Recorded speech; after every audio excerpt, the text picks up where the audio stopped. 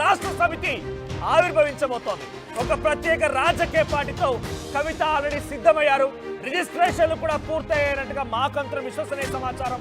So మరి కాసేపట్లోనే కవిత కూడా తనపై వేటు వేసిన నేపథ్యంలో ఎటువంటి నిర్ణయం తీసుకుంటారో చూడాలి.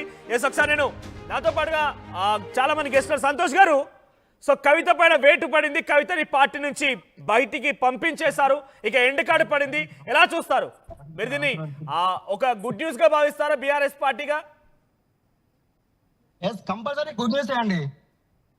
అంటే మీరు కవితని మీ పార్టీలో ఉంచుకోవడానికి, కవిత మీ పార్టీలో కంటిన్యూ అవ్వడానికి ఇష్టపడడం లేదా? ఆమెతోటి ఏమైతుందండి? ఆమెతో ఏమైతుంది చెప్పండి మీరు?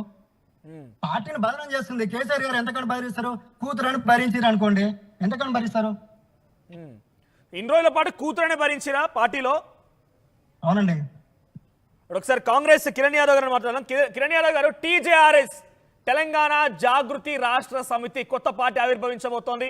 ఆర్టీవీ మాత్రం మీకు అందరికంటే వేగంగా చెప్పుకొచ్చే ప్రయత్నం చేసింది. సో మొదటి నుంచి చెప్తోంది ఒకటే, కవిత చెప్పిన వ్యాఖ్యలు అందరికంటే ముందు ఆర్టీవీ చెప్పుకొచ్చింది. బీజేపీ బీఆర్ఎస్ విలీనం అవ్వబోతున్న మాటని కవిత కూడా కోట్ చేశారు. ఆ తర్వాత కొత్త పార్టీ రూపంలో కవిత కొత్త పార్టీ తీసుకురాబోతున్న మాటని, తనపై వేటు పడబోతున్న మాట కూడా ఆర్టీవీ చెప్పుకొచ్చింది.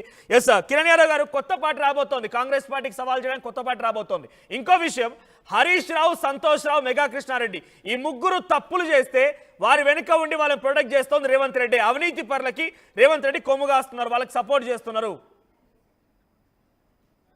ఒకటి మనోజ్ గారు, ఇప్పుడు ఈ కొత్త పార్టీ అనేది ఆమె కలల పార్టీ, అది ఇంకా పార్టీ రాలేదు, ఆ పార్టీ పేరేందో తెలియదు, ఏం తెలియదు. ఎందుకంటే ఉన్న పార్టీ, ఉన్న టీఆర్ఎస్ బీఆర్ఎస్ పార్టీనే ఈ రోజు ఎదుర్కోలేక అలా నాయన్ని ఇంట్లో పండుకోబెట్టిన పార్టీ టీఆర్ఎస్ పార్టీ. ఇప్పుడు కొత్తగా ఏమో పార్టీ పెట్టి కాంగ్రెస్ పార్టీని ఆమె సవాల్ చేసేది లేదు, ఆమెతో ప్రజలకు కూడా అయ్యేది. ఎందుకంటే గత 10 సంవత్సరాల్లో ఆమె టీఆర్ఎస్ పార్టీలో భాగస్వామ్యురాలు అయ్యుండి, ఎంపీ అయ్యింది, ఎమ్మెల్సీ అయ్యింది, ఒక ముఖ్యమంత్రికి, మాజీ ముఖ్యమంత్రికి, అప్పుడున్న ముఖ్యమంత్రికి కూతురు అయ్యుండి కూడా ఇలా ఆమె ఏమంటారు, సామాజిక న్యాయం జరగలేదు, మా నాయకులకు ఎక్కడ న్యాయం జరగలేదు, కార్యకర్తలు ఎప్పుడు సంతోషంగా లేరు, కొంతమందికి పదవులు వచ్చినాయి, కొంతమందికి డబ్బులు వచ్చినాయి, విపరీతంగా సంపాదించుకున్నారు, కానీ పార్టీ కోసం ఉద్యమంలో కష్టపడ్డ అమరులైన వాళ్ళ ఫ్యామిలీకి కానీ లేదంటే ఇంకా మిగతా అందరికి ఎవ్వరికి కూడా సరైన న్యాయం జరగలేదని చెప్పిన కవిత ఈ రోజు మరి ఆ కొత్త పార్టీ పెట్టి ఏ విధంగా న్యాయం చేకూరుస్తుంది అనేది చూడాలి.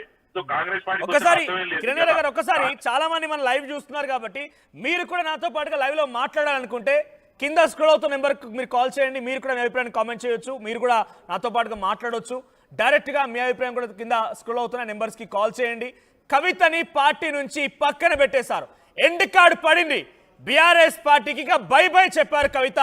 టీజేఆర్ఎస్ పేరిట, తెలంగాణ జాగృతి సమితి పేరిట కొత్త పార్టీ రాబోతోంది. తెలంగాణ సెంటిమెంట్ లక్ష్యంగా తన పార్టీని ఏర్పాటు చేయబోతున్నారట. ఎస్ కిరణ్ యాదవ్ గారు, అవినీతి పరులకి రేవంత్ రెడ్డి కొమ్ముగాస్తున్నారు.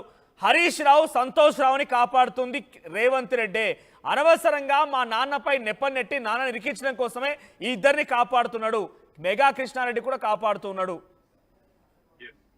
దానికి ఒకటే ఆన్సర్ ఏంటంటే, మా దగ్గర నుంచి ఇవాళ హరీష్ రావు, దానితో పాటు కేసీఆర్, మిగతా దాంట్లో ఎవరైతే సభ్యులు ఉన్నారో అందరినీ మీ దొంగలుగా చెప్తా ఉన్నాము. దాంట్లో విచారణ కూడా అలా పేర్లు రాసి ఉన్నది. వాళ్ళందరి మీద సిబిఐ యాక్షన్ తీసుకోవాలి, సిబిఐ ఎంక్వైరీ నడవాలి, వారిని జైలుకి పంపించాలని చెప్పి మేము అసెంబ్లీ సాక్షిగా ఒక తీర్మానం చేసి పంపించినాము. ఇక్కడ రేవంత్ రెడ్డి ఆయన దాచిపెట్టింది ఎక్కడ, ఆయనకు సమర్థించింది ఎక్కడ? హరీష్ రావుతో పాటు ఎవరున్నా, కేసీఆర్ ఉన్నా, ఇంకెవరున్నా అందరినీ జైలుకు పంపాలంటే మేము సిబిఐ కోసం ఈ కేసును సిబిఐకి ట్రాన్స్ఫర్ చేస్తూ అసెంబ్లీ సాక్షిగా ఉత్తర్వులు తీర్మానం. కానీ కేసీఆర్ కేం తెలియదు, కేసీఆర్ వెనుకొండి వీళ్ళంతా నడిపించి కేసీఆర్ నే ఇరికించే విధంగా వీళ్ళంతా ప్రయత్నాలు చేయడంలో రేవంత్ రెడ్డి కూడా ఉన్నాడు. ఒకటి, రేవంత్ రెడ్డిని గతంలో వీళ్ళందరూ కలిసి జైలుకి పంపించిన పరిస్థితులు ఉన్నాయి. బెయిల్ రాకుండా, సొంత కూతురి పెళ్లికి కూడా బెయిల్ రాకుండా లోపడించుతున్నారు. రేవంత్ రెడ్డి ఎట్లా సహకరిస్తారు అనుకుంటారు?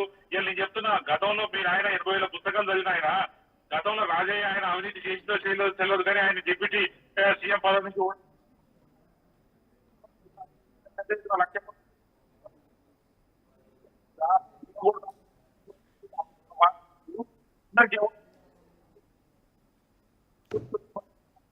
కిరణ్ యాదవ్ గారు, మీ ఆడియో డిస్టర్బెన్స్ ఉంది, మళ్ళీ మీ దగ్గరికి వస్తాను నేను. శ్రీకాంత్ గారు, మీరు లైవ్లో మాట్లాడుతున్నారా? వేటు వేసింది నిజమే, కవిత గారి పైన బీఆర్ఎస్ పార్టీ వేటేసింది, ఎలా చూస్తారు? ఇక మీకు కవిత గారికి, బీఆర్ఎస్ పార్టీకి, జాగృతికి ఇక మీ ఆత్మకు అసలు మిమ్మల్ని లెక్కే చేయట్లేదు, మళ్ళీ పక్కన పెట్టేసి రెండు కార్డు వేసేసారు. నేను ఏ రోజున కూడా ఇక సంతోషాన్ని బాగా సంతోషపడుతున్నావు నువ్వు. అదే నేను కుట్రదారులకు సంతోషం ఖచ్చితంగా ఉంటుంది అన్న, కాదన్నట్లే నేను అనేది. వేట వేసిండ్లు అనగానే నీకు అంత జోస్ వస్తుందంటే మా 19 ఏళ్ళ శ్రమ అనేటువంటిది ఉన్నది. ఈ అంటే మా శ్రమ బహుశా అనేటువంటి నాకేమనిపిస్తుంది అంటే BRS లో వాళ్ళంతా ఉన్నది. కూడా పీడ విరగడని అనుకుంటున్నారు బహుశా. సరే అది పీడ విరగడయిందా రేపు రోజున ఒకవేళ ఈ వార్తే కనుక నిజమైతే, నేనైతే ఇంకా అధికారపరమైనటువంటి ప్రకటన జరగలేదు. బీఆర్ఎస్ సంబంధించినటువంటి నాయకత్వం అంతా వచ్చి ప్రకటన చేస్తారనేది మీరు స్క్రోల్ చేస్తూ ఉన్నారు. నిజంగా అధికారికంగా ప్రకటన జరిగిన తర్వాత దీనిపైన స్పందిస్తామన్నా. సో నిజంగా ఆ పరిస్థితి వస్తే ఆల్రెడీ కన్ఫర్మేషన్ అయిపోయింది, మాకు ఇన్ఫర్మేషన్ మేరకి బీఆర్ఎస్ పార్టీ కవితపై వేటేసింది. నెక్స్ట్ మీ ప్లాన్ ఏంటి? టీజేఆర్ఎస్ రాబోతోందని చెప్పినట్టుగా మేము ఇంకా పార్టీ పరమైనటువంటి ఆలోచనలలో లేము. దీన్ని బలవంతంగా రుద్దేటువంటి ప్రయత్నం దయచేసి చేయొద్దు. విషయం ఏంటంటే మేము మొదటి నుంచి కూడా పార్టీ లైన్లో ఉన్నాము, వ్యక్తులను ప్రశ్నించినాం, వ్యవస్థలో జరిగేటువంటి లోపాలను సవరించుకోమని చెప్పినాం. ఇవాళ పార్టీ మేలుగోరి చెప్పేటువంటి అంశాలు కూడా తీసుకోలేనటువంటి పరిస్థితులు ఇలా పార్టీ ఉంటే ఇలా రేపు రోజున ప్రజలు ఏ మీరు విధంగా మాత్రం మేలుకోలుతారా? కేటీఆర్ మేలుకోరడా? 100% జగదీష్ రెడ్డి మేలుకోరడా? వేముల ప్రశాంత్ రెడ్డి మేలుకోరడా? అందరూ పార్టీ మొదటి నుంచి లేరా? ఎక్కడైతే పార్టీ ధ్వంసమైందో ధ్వంసమైంది చేసినటువంటి నాయకులే మేలు కోరుతామని అంటే అది ఎట్లయితుంది? నాకు తెలిసి నేను అనుకుంటుంది ఏంటంటే, నాకు నాలెడ్జ్ మేరకి ఒక జర్నలిస్ట్ గా రేపటి నుంచి బీఆర్ఎస్ పార్టీ ప్రచారం చేస్తుంది, కవిత లిక్కర్ స్కామ్ వల్లే బీఆర్ఎస్ పార్టీ ఓడిపోయిందని చెప్తాను. దానికి సంబంధం లేదన్నా. నేను ఇలా చెప్తున్నా, బిఎల్ సాధారణ ఎన్నికలు జరిగినాయి. సాధారణ ఎన్నికల తదనంతరం జరిగినటువంటిది పార్లమెంట్ ఎలక్షన్. పార్లమెంట్ ఎలక్షన్లో 8 సీట్లను